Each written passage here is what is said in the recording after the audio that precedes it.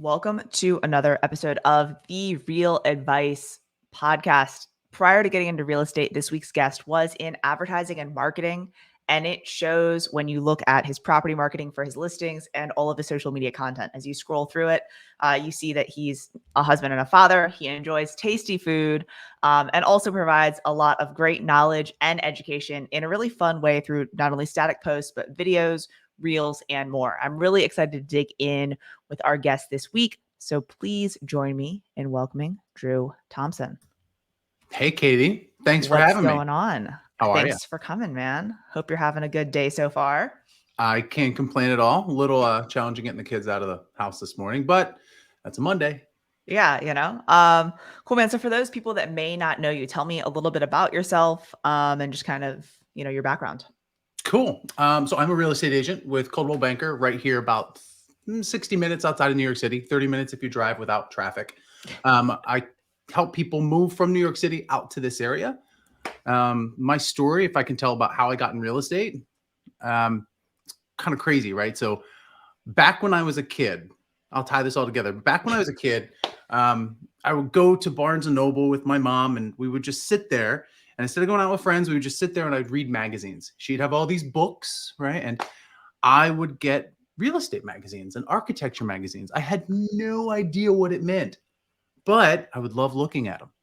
So there's that little bug planted in there. Fast forward through a career in real estate. I knew I wanted to be an entrepreneur. A career in advertising. I knew I wanted to be an entrepreneur. I knew I wanted to start my own agency. I did that in advertising in New York City. But then my mother-in-law said to me, maybe 4 years ago, said, hey, why don't you do real estate? And then it was just like, boom, everything just connected. I was like, okay, cool. Actually, this fits.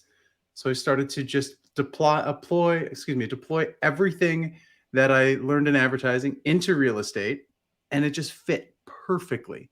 And that's where I've been going ever since. Yeah. I wasn't sure when you started out. You're like, when I was a young kid, you're like, when I was 5, You when see I how was I 12, connected the dots? It went smoothly. I was a little worried. I was like 4 hours later, like I'm asleep over here. No, that's a good story. I can tell you've told it before, you've gotten it concise and down, So was that what made you make the jump? Was like your mother-in-law, you said mother-in-law just said this to you and you were like, it was a light bulb went off and you're like, this is something I want to do? Or was there something else that was like, because I mean, it's tough. Pretty much most real estate agents have had a first career or multiple careers, right? And it's like, you've got steady income, you've got a good business going. What was like the catalyst that was like, okay, I definitely can do this? So I was in the city, right? My wife and we had just moved out to New Jersey. At the time I was running 1984, my ad agency. And we had this ability where our niche was video production, right? Okay. We worked for American Express, Chase, we worked for Verizon. We understood both long and short form assets and how to tell a story that people wanted to see. So when I got out here, you have to excuse it. That's the landscapers that you hear. Oh, I can't hear them. All good. Okay, good. But when I got out here, I saw, my mother-in-law's like, hey, you should do real estate. I said, that's great. I never want to be the guy that goes, hey, Katie, do you want to buy or sell? Do you have a heartbeat? Are you looking to buy or sell a house? Yeah. That's not me by any stretch of the imagination. But I saw this gap, right? Yeah. Our average home sale price is probably around 800 to $1 million in this town. And people were putting out content that was just like that. It was, as Gary says, a right hook over and over and over and over. I said, wait, I can do something a little bit different here, right? I can make content that adds value to people's lives. In as much as if I can get you to laugh, you're probably going to remember what I have to say. You're going to remember my brand. It's just going to make your day a little bit better versus someone saying, I have this beautiful 5-bedroom, 6-bath home you probably can't afford. See my Ferrari I drove up in? Yeah. That I rented? Yeah. I didn't want to do that. So I saw this gap. I started to deploy the people that I had in my agency to start creating content. I know how to edit pretty well.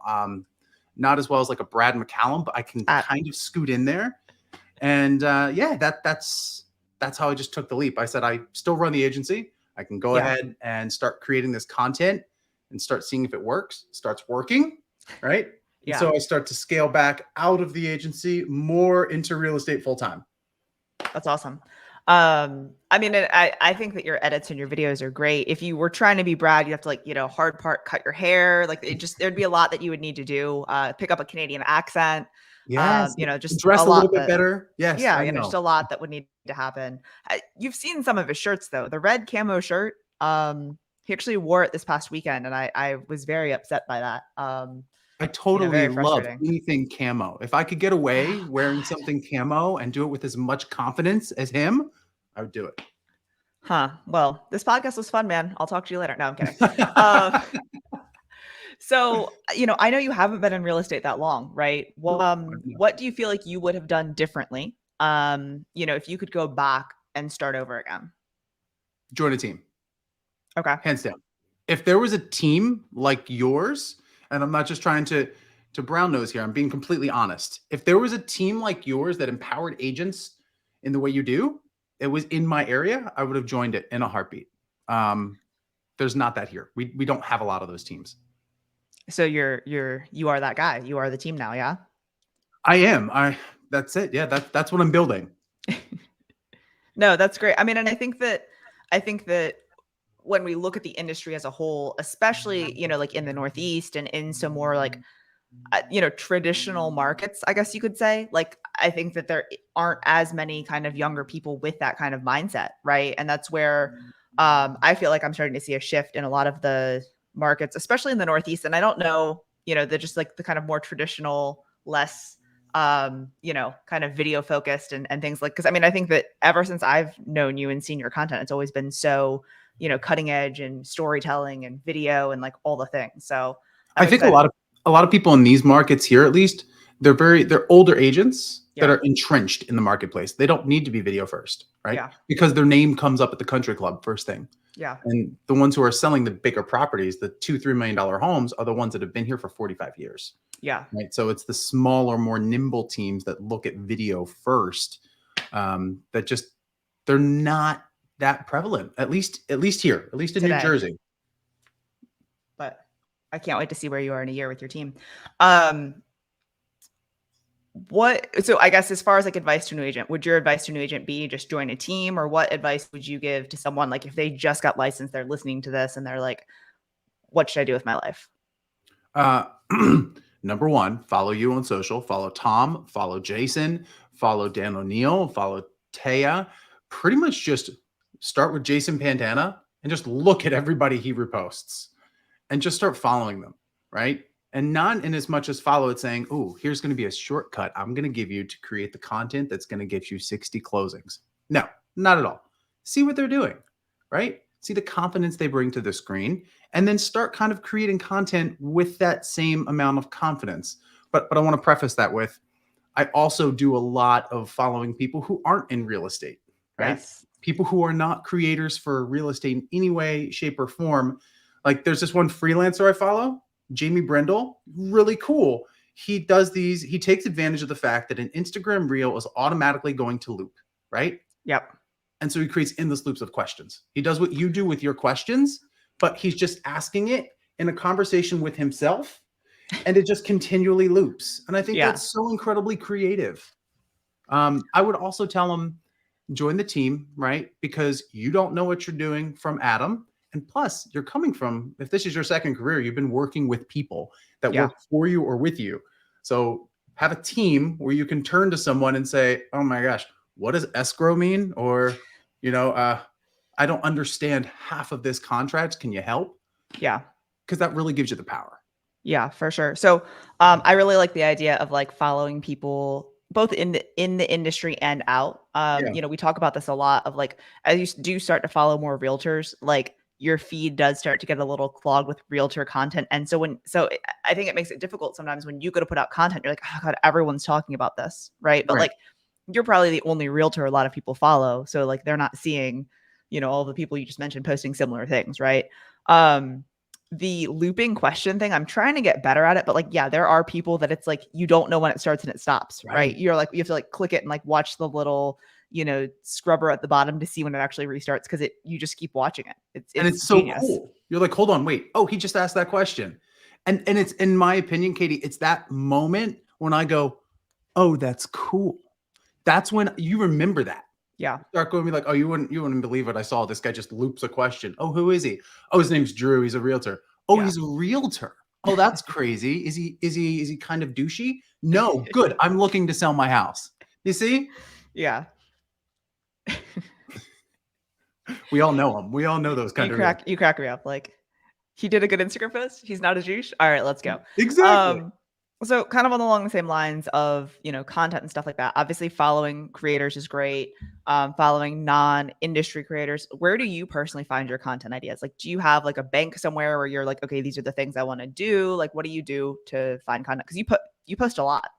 So I use, and my amazing wife Megan is going to watch this eventually, and her friends. I use them as kind of a case study, right? Because my wife fits into basically the new kind of people that live in this town and that are moving from New York City, right? Mm-hmm. So I want to see what kind of content they're looking at. I took this from Gary once. He posted it on Instagram. He's like, when I go to the airport or when I go to places, I'm looking over the shoulders of every teenager and just watching the way they scroll, watching what they look at. I kind of do the same thing with my wife when she's scrolling.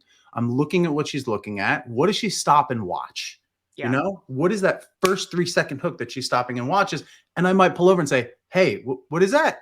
Oh, that's kind of cool. And then Yeah. how do I either start following that person or how can I implement that into my next piece of content? So she's like a focus group for me, Yeah. right? Yeah. No, that's awesome. And really, like, with TikTok, we actually just talked about this past weekend. Like, all of it was just kids, back in like 2020, and then I now it's know. like everyone's on it, so everyone kind of like uh is like doesn't care about what the kids are doing until it then comes into like mainstream, and all of us are using it, and we're like, crap, we should have listened to the kids a few years ago. For real? I mean, it's so great. Think about it. The attention span has gone from being a 15-second in advertising used to be like, yeah, that we got that time. Now it's like Yeah. 2 second. Like Giselle talked about something she posted where she would go, what? Right when she started the post. And Yeah. that stops you in your scroll. Yeah. So yeah, it's super Yeah. important. I think what she was saying this previously, I was talking to her about it, and she was saying that, like, yeah, you have 3 seconds to capture someone's attention, but on TikTok, it's really the first like half second or millisecond, like, of them seeing the first frame. So if it's blank, or if, like, how sometimes when you shoot a video, it's like black and you have to cut that out. Yeah. She's like, if it's a black screen, she's like, no one's going to watch it. Like, even if it's the best content ever, because they're never going to actually get to the content. And you know what killed me? Jason said something like this too. He's like, your little buffer intro trailer that you're doing, people are bouncing. And I'm like, no, we created an awesome one for the real estate rundown. And it feels like it's a Jimmy Kimmel show with an announcer voice and everything. I was going to pull this door open behind me and kind of walk out Yeah. with a big spotlight like Jimmy Kimmel, kind of really vain. Yeah. And everyone would bounce. So it serves no purpose. That's too bad, because that sounds fun. Right? It sounds really cool. So I'm looking at the stuff behind you. Looks like you're a Jets fan. Is that? I'm not. The Okay. one in the middle is an Ohio State helmet. I'm an Ohio Okay. State Buckeye. The one in the middle played for Ohio State that has a whole bunch of signatures. And these other two over here are both Ohio State Buckeyes that I won at a Coldwell Banker event. Oh, okay. I'm more of an Eagles fan myself. Are you a Oh, Texans fan? I am not. So I actually grew up in Maryland. So I am I guess now, Commanders fan. Redskins. Oh, Redskins. okay. So yeah, okay. That's good, right?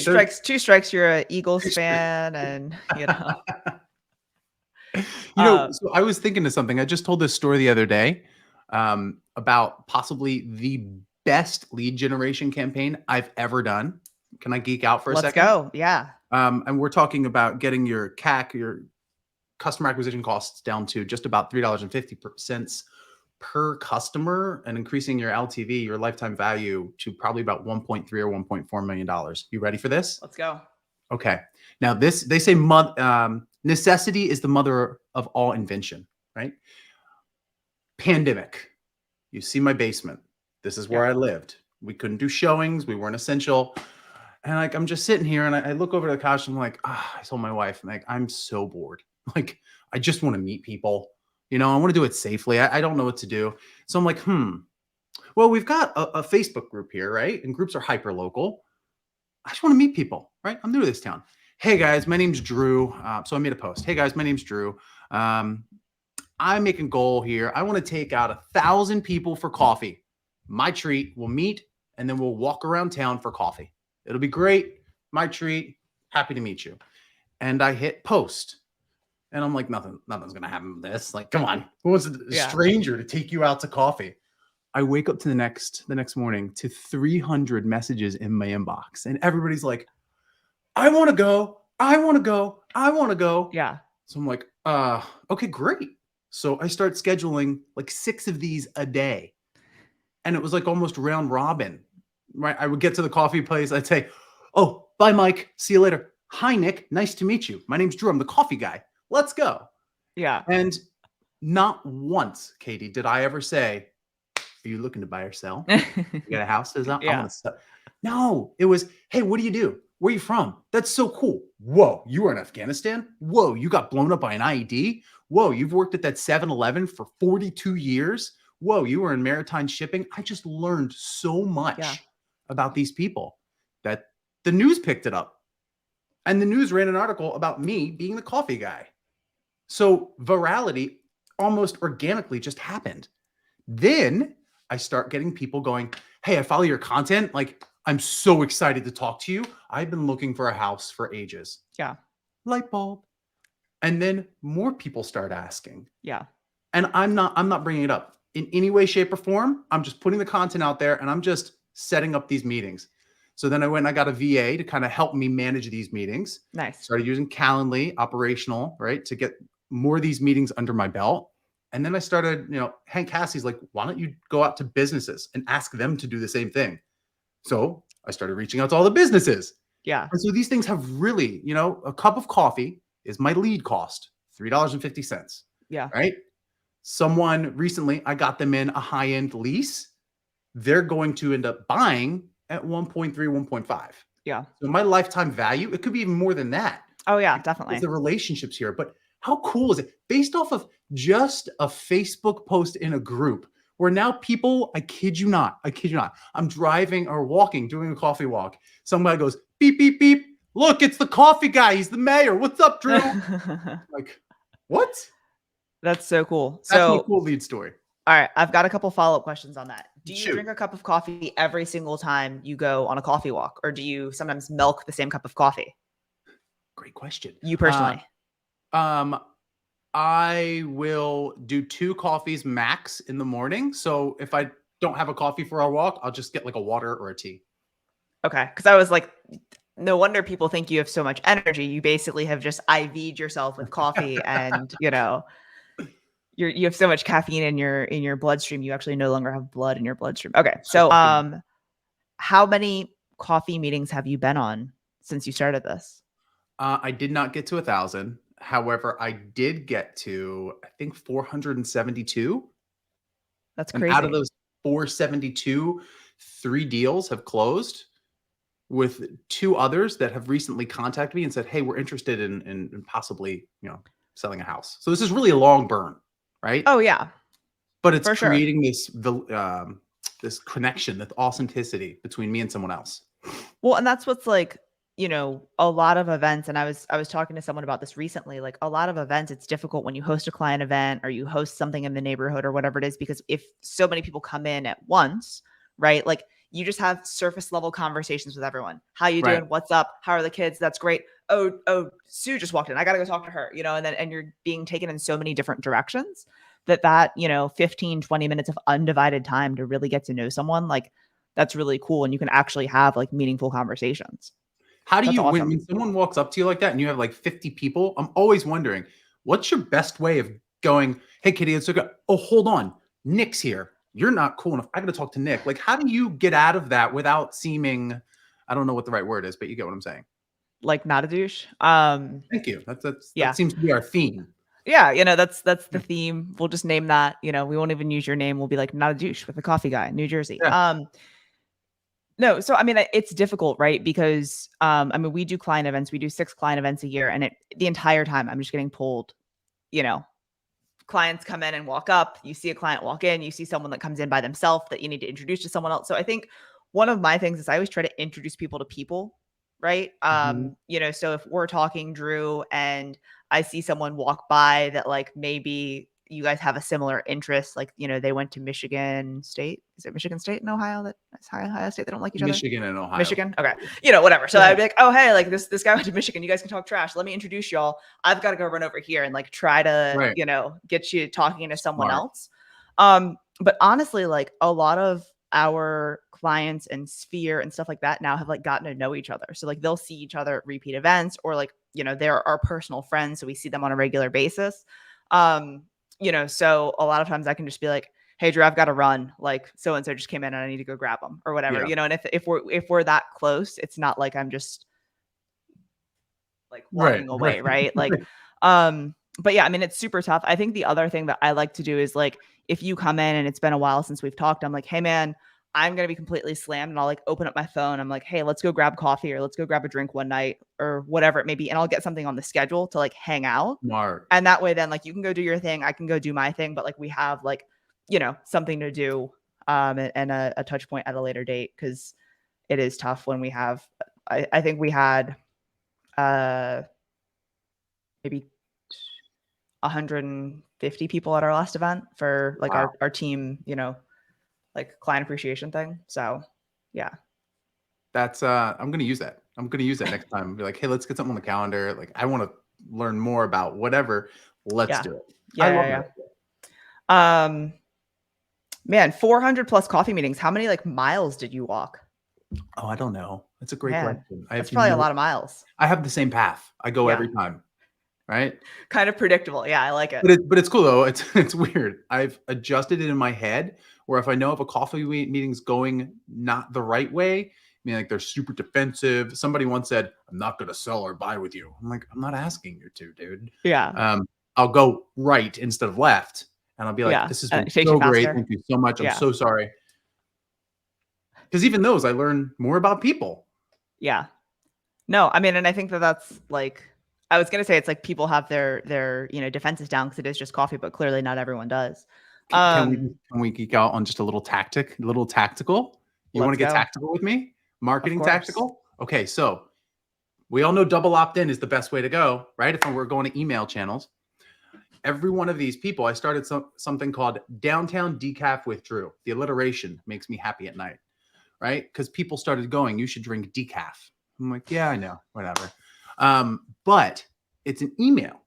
And it started out where I would send it to everyone. I'd finish our coffee walks. Katie, this has been so great. I'm so glad that I got to learn about your 16 children and everything you're doing in life. It's awesome. Hey, if you don't mind, can I email you? I do a weekly recap of everyone I've met. And if you like anybody in here, I'm happy to introduce you. So I started a recap email. Yeah. I met these 5 people this week. If you would like to meet any of them, simply reply.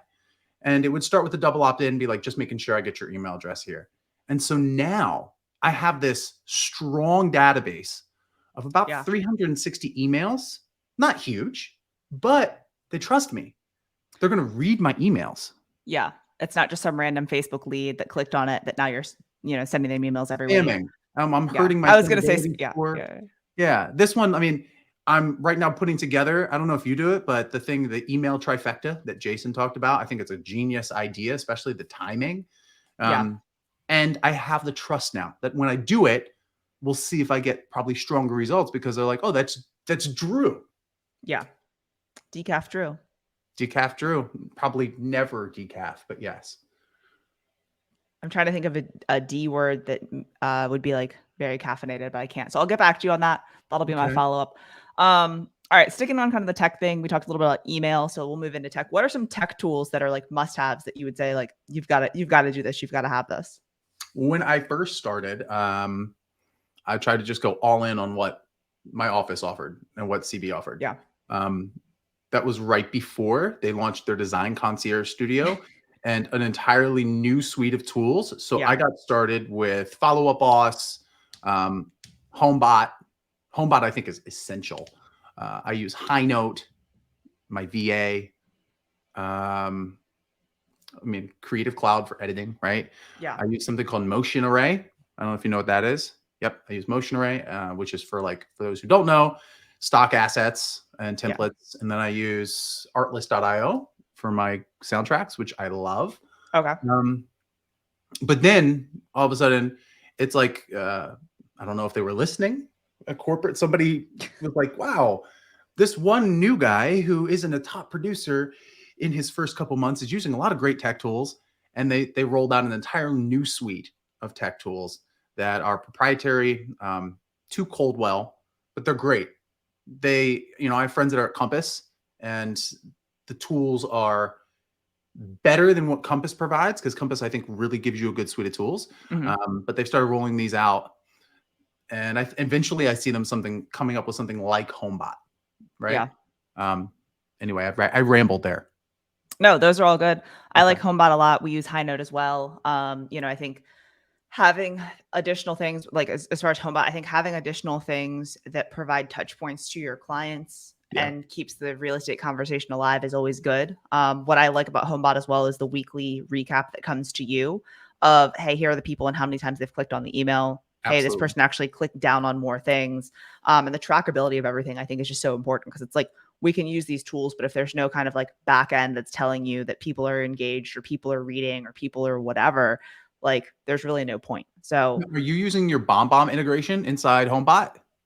I've got videos in Homebot that I've shot of like, hey, thanks so much for signing up for your, Yeah, personalized home buyer portal. If you're ready for actual properties to be sent to you, like just respond to this email and we'll set it up. Just send right. us, whatever.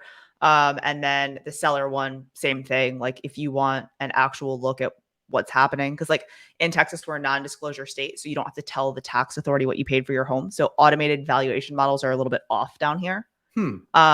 So it's not 100% accurate, but at least gives like a ballpark figure.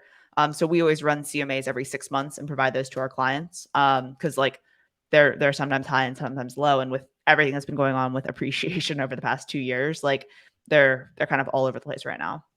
So I've never heard that before. I didn't even know that. So you don't have to tell Uncle Sam what you sell a home for, or what you buy it for? No, so our deeds, the actual piece of paper that's signed between the buyer and seller says $10 and other good and valuable consideration. So that's what's filed with the county. Okay. And then like the county appraisal district does make calls and they're like, hey, what'd you pay for your home? And like you can just say, I'm not telling you, thanks so much, and hang up. They also send you letters that some people fill out, but like you don't have to tell them. So for the most part, taxes generally, tax value and market value don't align, right? Uh-huh. Because like the tax value, since most people fight their tax value every year, is low, right? And then market value is generally around there or higher. So So, okay, so when I'm going to look at a house and I want to appraise it, right? When someone asks me to, hey, what can we sell a house for? I'm going to create a triangle of kind of just where I think the 3 data points that I can use to come up with an average price. One of those things I do, and I don't know if you can do it in Texas, tell me, but I look at your assessed value, right? And I look at what other comps have sold for to create up a multiplier. And then that multiplier, I times it against your assessed value to come up with an average value. You can't do that in Texas? we could, it would just be like horribly inaccurate. Whoa. Yeah. Okay. So I mean, we have to look, we basically, when we're determining market value, we take a look at like solds for the past 6 months, right? We Mhm. normally now have been looking at like list price to sales price to see how much more they're selling over list. And then we look at what's on the market and then what's pending. And we normally will call all of the pendings to see if we can get, any information on what the sale Sure. is, to then be like, okay, hey, like if you were listing today, we would say 350, but these 3 are going to sell before we go to live, and they're at 375. So this is where we can shoot for, or whatever it may be. So, yeah. Wow. All right. So I'm not going to be coming to Texas anytime soon. Just Good. letting you Stay know. away. Stay Okay. away. Although the fact that you can get some huge houses there for like $800,000 just blows my mind. Yeah, no, it's we always love when people are moving from like New York, New Jersey, closer into the city, right? Mhm. And like San Francisco, places like that, LA, because they were like, we live in a 2-bedroom condo and they're buying like a 5-bedroom home down here. It's great. We're going to get lost in this gigantic house. Yeah. Yeah, no, like it's like especially like families like with kids, that the kids are like, "Oh my god, I got my own bedroom," and there's, like, so it's great. It doesn't really happen here, right? It's like I Yeah. want an ensuite. I had a client say, my daughter wants an ensuite. I'm like, The kid did? That's not going to happen for like under $1.5 million. Yeah. So you said you guys are close to New York. I'm sure you guys saw a lot of migration over the past 2 years hmm from the city. Has that Yeah. been pretty prevalent? Almost all of them, right? Yeah. Are people coming from New York, all the 5 boroughs of Manhattan, just cash buyers coming out from Queens and Brooklyn, just annihilating any of the competition. I Yeah. mean, think about it. If you have a 2-bedroom on the Upper East Side, it's a nice 2-bedroom, right? Probably worth at a minimum 1.8, 1.7. I don't sell in New York City, but that can get you a decent sized house out here. Yeah. And why wouldn't you? COVID just hyper accelerated you to move out here. Yeah. All right, let me go back to a question. What Dude, would be a book or two? Because I feel like no one ever has just one. What would be like a book or two that you would recommend every real estate agent read? a book. Now I have a stack of books here that I'm looking at.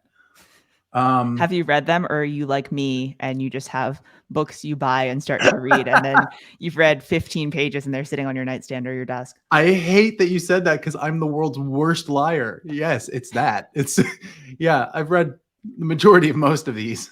I think that okay, I read 50 pages of The Millionaire Real Estate Agent. That was good. If you want, I read for either educational or just to get excited. So Okay. I've done the FBI Negotiators book. Chris Voss. Yep. Yeah, great book. So good. One of the books I read by Robert Cialdini in undergrad, The Power of Influence, and Okay. Persuasion, not Persuasion, the Persuasion book was fantastic. But then I listened to Ryan Serhant in his Yep. books, not because I want to learn, so to say, what he's doing, but just because his energy is there. He's at level 70. Yeah. Right. And if you can model that level of energy in your business and play that role, so to speak, in the content that you do, you're not being inauthentic, like the book, The Alter Ego Effect. You're simply putting on something else that people like to see. Yeah. Brad says it's like you times 2 in Absolutely. video. There's nothing wrong with that. You know, it doesn't mean you do a video where you're like, guys, you wouldn't believe that's not real. Right. But Unless you're Brad McCallum. Right. Exactly. Then it's just natural. Yeah. No one else can move like that. So, it's just, we'll leave that to him. What about you? What are you reading? What books have you read and half read? So right now I'm reading The Purple Cow, the Seth Godin book. Great book. Actually had never read it before. I bought it after, I guess, what was that, Summit last year when he came virtually through to Summit. Yep. And so I bought a bunch of his books then, but I haven't actually read them. I'm doing 75 hard right now. So I've been reading books for that. Let me pull up my notes and tell you which ones I've read. I lost one of the books I was reading, but I read both of Tim Grover's books, Relentless and Winning. Those were both really good. Little like heavy if you don't like him, right? 12 He Week reminds Year. me a lot of who's the other guy? He's like, you need to get hard. He's a Navy SEAL. Oh, David Goggins. Right? Yeah, he reminds me a lot of David Goggins. Like I feel if you put those two in a room together, it would be so tense. Yeah. Like you couldn't take a step without one of them going, did you mean that, Stip? You feeling tired? You're feeling tired, aren't you? Don't be a bitch. Yeah. And then I just read Gary Vee's new book, 12 and a half. Yep. Just on like business emotion and emotional intelligence and stuff like that. So that was good. But yeah, right now I'm reading The Purple Cow. So we'll see how many. And I was reading, it's not up here. I was reading Big Money Energy as well. Because it's just like you said, it's just like good high energy. It's good energy, right? Yeah. Check out Good is the New Cool. Okay. That's a really good book. It's just about companies. It's about this move from companies just being, or brands just being a brand that sells a product, to the intrinsic value that consumers put against CSR, corporate social responsibility. How connected are you to the outcomes of your brand? Yeah. Another one, marketing in the fake news era. I picked that up when fake news was a thing, but it's got a great point. It's this idea of brand tribalism, right? Yeah. And how can you ignite your tribe to stand behind you? and claim everything is fake news. Yeah. It's a really, That's really interesting. fascinating read. Yeah. Cool. That's awesome. I wrote both of those down, so I appreciate that. Cool. If people don't already follow you, where can they find you online? You can find me on Instagram at the Drew Thompson. My Facebook, I believe, is Drew Thompson Official. YouTube is the Drew Thompson, and TikTok is the Drew Thompson. Yeah, I like it. easy enough. I like it. I like it. Cool, man. Well, I really appreciate you taking the time today to chat. Love hearing a little bit more about your story and just everything that you do. And I love watching you online. So looking forward to hopefully seeing you soon. And I'll talk to you later. Sounds good. Hey, I just did a podcast with the legendary Katie Day. So I don't know about you, but I just started my Monday off on a great foot. I'm going to go tell everybody about this, if that's okay. Yeah. That's awesome, man. I appreciate it. Be well, Katie. Thanks so much. All right. I'll talk to you later. Later.